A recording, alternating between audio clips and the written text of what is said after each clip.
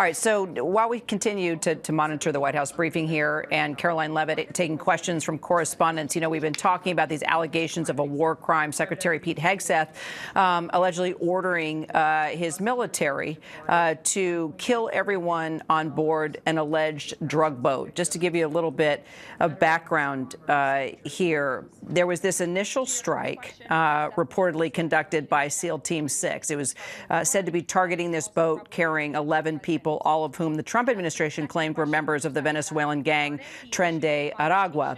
And then there were some survivors spotted after that initial strike.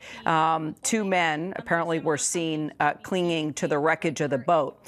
That's when, and this is where all the controversy and the questions remain, is that second order. The Washington Post had come out with an article saying that Pete Hegseth had issued this verbal directive to ensure that there were no survivors. And that's when Admiral Bradley, Mitch Bradley, as he's known, the commander that was overseeing this operation at the time, allegedly ordered the subsequent strike to fulfill the command. According to Karoline Leavitt, the admiral did carry out that second strike, as Karoline Leavitt said, with the authority to do so. She also rejected what the Washington Post was reporting, that Secretary Hegseth said to kill everyone. Let's bring in our Christiane Cordero. She was listening as well. It's a little complicated. I wanted to try and kind of lay out how we started and where we are, because there are, allegations of a war crime here. But as we heard Karoline Leavitt say, that both those strikes were carried out with full authority to do so. Yeah, and specifically what she's pushing back with, Kira, is what you referenced, which is that Secretary Hegseth did not use the words or the notion that everyone should be killed.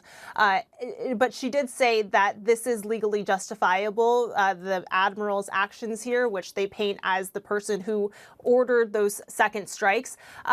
Because it got rid of the threat, is what the White House is saying. And so that's where the legal fine line is. And it's worth noting that as far as the concern goes of potential war crimes, that's coming from a bipartisan group of lawmakers. In fact, Representative Don Bacon, a Republican from Nebraska's 2nd District, he today in reaction, he said, that it's a big concern that he, among other lawmakers, are vowing to get their own fact-finding mission underway and get to the bottom of it. What kind of accountability would happen if this in fact did cross the line in their eyes is very much unclear. But one thing he pointed out was, when people want to surrender, you don't kill them. This is a verbatim quote. And they have to pose an imminent threat. It's hard to believe that two people lying on a raft trying to survive would pose an imminent threat. So that's something that it doesn't seem will sit too well with the lawmakers who have already expressed concerns. But again, Karoline Leavitt today, when asked what law is it that allows for no survivors, she said something to the effect of self-defense,